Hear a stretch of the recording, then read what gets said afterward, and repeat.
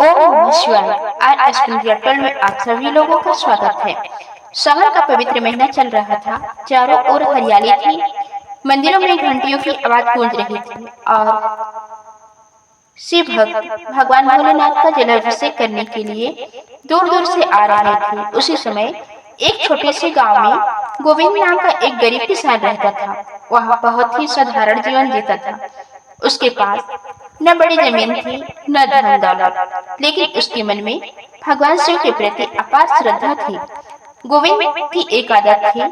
सावन के प्रत्येक सोमवार वह सुबह नदी से एक लोटा जल भरकर गांव के पुराने शिव मंदिर में जाता और शिवलिंग पर जल चढ़ा देता।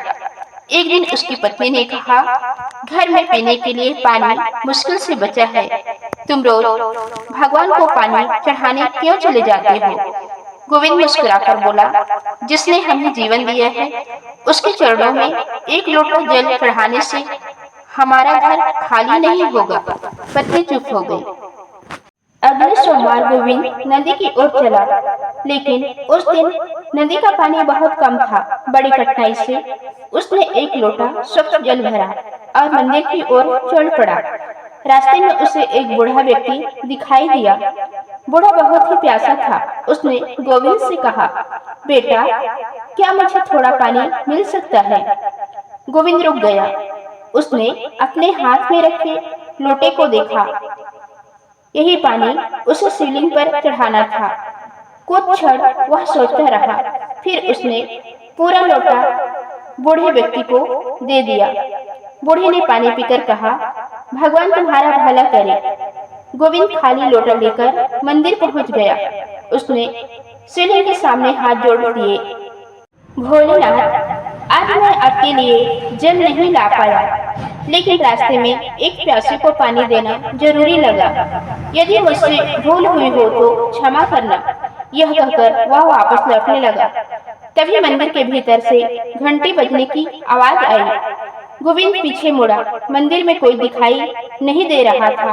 वह धीरे धीरे शिवलिंग के पास गया और जो उसने देखा उसे देखकर उसकी आंखों में आंसू आ गए। शिवलिंग पर जल की बूंदें चमक रही थी। गोविंद ने आश्चर्य से हाथ जोड़ दिए। तभी उसने अपने पीछे किसी के खड़े होने का आभास हुआ। वह मुड़ा तो वही बूढ़ा व्यक्ति खड़ा था, लेकिन इस बार उसके चेहरे पर अद्भुत तेज था।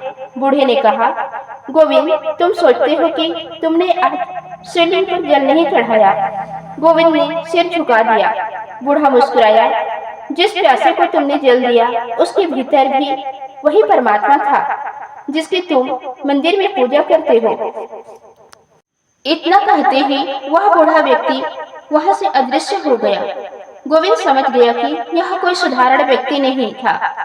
वह शिवलिंग के सामने बैठकर रोने लगा। उसने कहा, हे भोलेनाथ, मैं तो आपको मंदिर में खोज रहा था, लेकिन आप तो रास्ते में मेरी परीक्षा लेने आए थे। उस दिन से गोविंद की भक्ति बदल गई।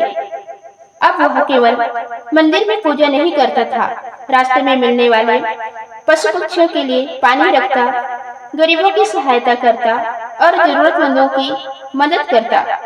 कुछ समय बाद गांव में भयंकर सूखा पड़ गया। तालाब सूखने लगे, खेतों में पानी नहीं बचा। गांव के लोग परेशान हो गए, लेकिन गोविंद ने हार नहीं मानी। उसने गांव वालों से कहा, हम सब मिलकर एक पुराना कुआं साफ करते हैं, शायद उसके भीतर अभी पानी बचा हो। लोग पहले हंसे, लेकिन गोविंद अकेला ही कुआं साफ करने लगा। धीरे धीरे कुछ लोग उसके साथ जुड़ गए। कई दिनों की मेहनत के बाद कुएं की गहराई में पानी दिखाई दिया। गांव वालों की खुशी का ठिकाना नहीं रहा। गोविंद ने कहा, यह भगवान शिव की कृपा है, लेकिन कृपा तभी फल देती है जब मनुष्य अपने हाथों से प्रयास करता है। उस सावन के अंतिम सोमवार गांव वाले के सभी लोग शिव मंदिर पहुंचे। इस बार गोविंद सबसे पीछे खड़ा था। गांव के लोगों ने उसे आगे बुलाया और कहा, आज पहला जल तुम चढ़ाओ। गोविंद ने हाथ में जल लिया और शिवलिंग पर अर्पित करते हुए कहा, हे महादेव, मेरे जीवन में ऐसा भाव बनाए रखना कि मैं आपको केवल मंदिर में नहीं हर जीव में देख सकूं। कहते हैं उस दिन मंदिर में अचानक सुगंध फैल गई और सीलिंग पर रखे बेलपत्र के नीचे एक छोटी सी जल की बूंदें चमकने लगी। गांव के बुजुर्गों ने कहा, यह संकेत है कि भोलेनाथ प्रसन्न है। सावन में भगवान शिव की पूजा केवल जल, बेलपत्र और फूल चढ़ाने तक सीमित नहीं है। सच्ची शिव भक्ति तब है जब हमारे भीतर दया, सेवा, करुणा और सत्य का जन्म हो। एक लोटा जल यदि केवल शिवलिंग पर चढ़ाया जाए तो वह पूजा है, लेकिन वही जल यदि किसी प्यासे के जीवन की रक्षा कर दे तो वह सेवा भी है और शिव की आराधना भी। इसलिए कहा गया है, जिस हृदय में दया है वहाँ स्वयं महादेव का निवास है।